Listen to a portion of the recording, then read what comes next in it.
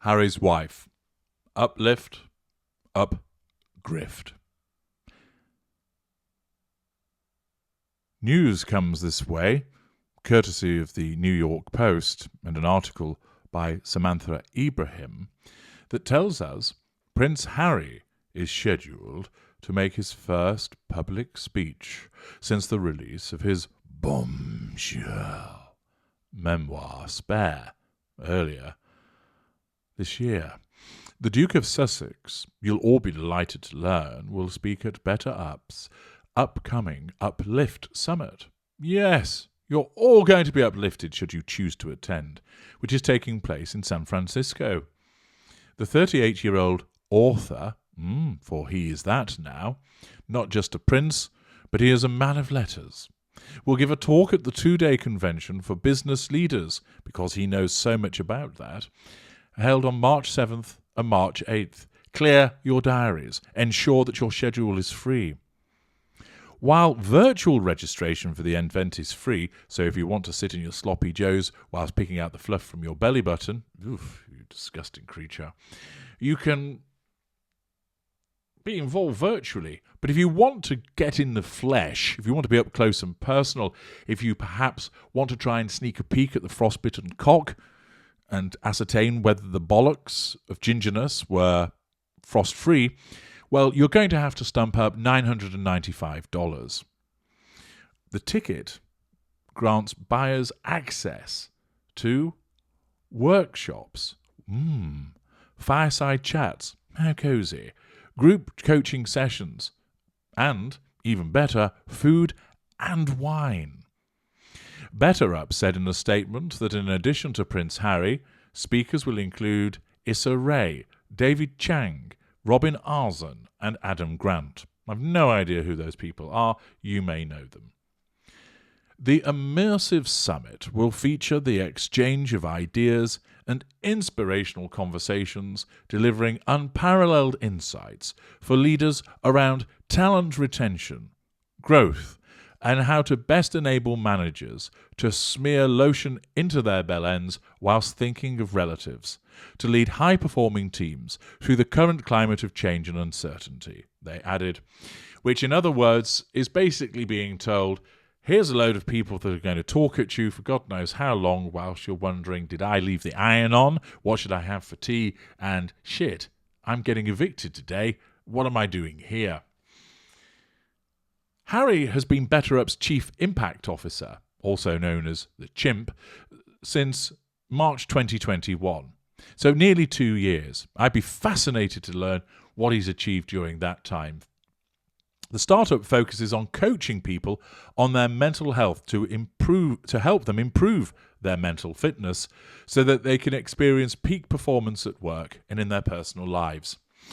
Now, after the disclosures that Harry's wife has encouraged Harry to make in Spare, would you be content at paying $995 to listen to somebody wank on, having listened to him whine about so many aspects of his life, complain about his own mental health issues?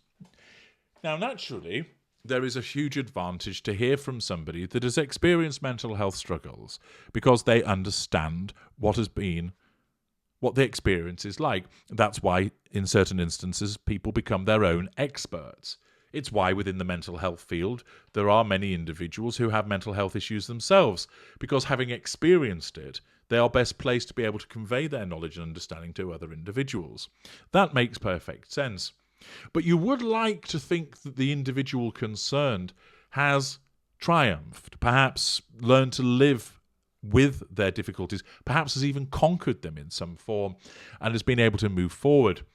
The content of Spare very much suggests that Harry hasn't dealt with his demons, so to speak. Indeed, they've been exacerbated as a consequence of his ensnarement by his wife, and therefore you might want to question the efficacy of his advice given what he's disclosed in Spare. Indeed, of course, the article says Harry has gone public with his mental health struggles. That's fair enough, and details them in his memoir. Before the release of The Father of Two Buck, he and his wife, Harry's wife, dropped a bombshell Netflix documentary series. The show explores the couple's exit from the royal family, as well as stories about life inside the palace. The pair left the monarchy in January 2020 and moved to Monetisation, California. Since then, Harry and Harry's wife's relationship with some of the royal family has allegedly soured. I don't think you need an allegedly there. Harry and Harry's wife's director, Liz Garbus, recently criticised Buckingham Palace officials for their attempts to discredit the series. I don't think that you need to lash out at the Buckingham Palace officials. One only needs to watch it to see what a crock of bollocks it is. Buckingham Palace said that we didn't reach out for comment on the docu-series when we did, Garbus told Vanity Fair. They did that to discredit us, and by discrediting us, they can discredit the content of the show. No, the content of the show discredits itself. We lived through some of those moments that were a little bit like Alice Through the Looking Glass, the Bobby Fischer Against the World director added. At the beginning of the show, a written message was scrawled on the screen and told viewers members of the royal family declined to comment on the content within this series. But leaving all of that to one side, which the New York Post has popped in alongside this news about Harry, the fact is that he's been touted as a mental health champion.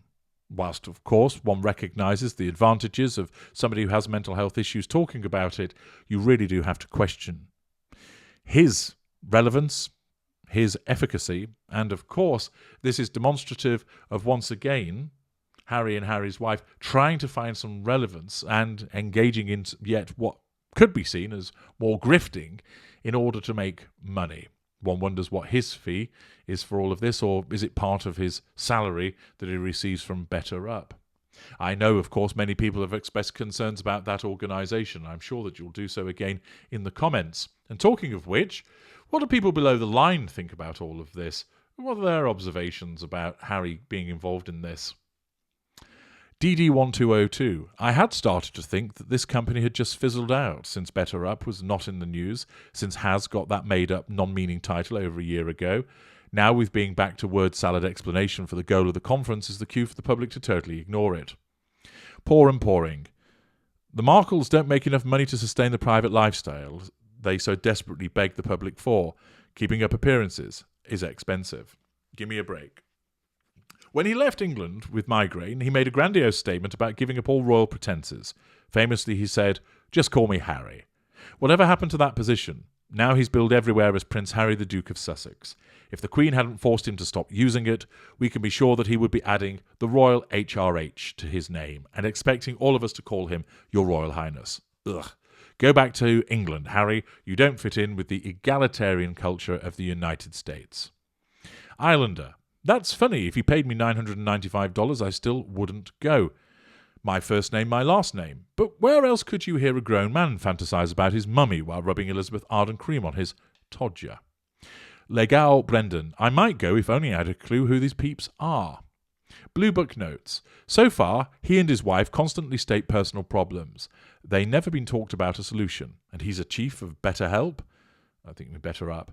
Not a good model for the app, indeed. They both always the victim of people. Good girl. No surprise there. Look at the prices oversharing cost his family, so $995 is a bargain. However, it bugs me that he's still wringing every last dime out of this tell-all. Hasn't he told all already? What's left to charge people to hear? What a mess. He has no background on business leadership, never ran a business, living off the royal family. James Pearce. I'd gladly pay twice that to never hear from him again. Biz Devil. The list is varied and growing longer. Family, best friends, people who have put them on the map, and the unwitting who are co-opted and plagiarised for their content. In some cases, those who are already bodies. Less recriminations and lawsuits, I suppose. This is fact. Not jealousy-fueled vitriol, but fact. You can easily find the factual consequences of their behaviour. In her late 30s, Harry's wife was only able to muster 2 people whom she actually personally knew, not counting her professional colleagues from Suits, to come to her wedding. Her mother and her best friend from her Canada days. The latter who was soon added to the body count soon after the wedding. Yet the bride's side included an astonishing number of Hollywood glitterati that was somehow amazingly found in the little black book of a little-known, nothing to write home about, B-grade, maybe actress, including the oppressively funny George Clooney, who, when asked in the pew by a neighbouring attendee how he knew Harry's wife and Harry, quipped, "We don't." Biz Devil again. If you keep your eyes fixed just on the back of Harry and Harry's wife's heads as they toil up the rugged terrain of stardom, it's easy not to see the proverbial bodies left behind in their wake. I'm not speaking of the 25 Taliban soldiers that Harry took out in one Bobby Fischer-esque move that only a chess master could accomplish during a tea-time break. I'm talking about those close to them, notably family and purported closest friends, that having served their purpose and reached their discard by date have been left in their wake. Bobby Fischer, too, became increasingly paranoid as he ascended the world stage, spewing conspiracy theories and discarding those that helped him with his meteoric rise, including rants against his family and specifically targeting his Jewish mother, who had sacrificed and supported his entire life, until he dropped them. Sounds a bit familiar? There the comparison ends. Bobby was a genius with a purported IQ of 181. There is a ruthlessness to how Harry and Harry's wife use and discard people. Their practice of defriending is almost an art form. In fact, if the Grammys broaden their scope of artistic accomplishment categories, say to Best Dramatic Defriend Performance, he might go home with 2 Grammys awards next year. Libs suck. Harry has never run a business. Why is he speaking? Slam. Pay almost $1,000 to learn how to be a victim. The irony is not lost on me. Petito. I guess he will be lecturing on the art of self-pity. Maybe how to trash your loved ones for the almighty dollar. I'm sure it will be uplifting. Davros. Betterup is losing a lot of credibility by having Mr. Issues represent them. Sorry, Prince Mr. Issues, Duke of Sussex. KG. Harry is not a 38-year-old author or any author of any kind. His book was ghost-written. Well, on they go. Nothing favourable, and demonstrating again how Harry, caught in the web of the machinations of his wife, continues to make himself look a grade A tit. I'm H.G. Tudor. Thank you for listening.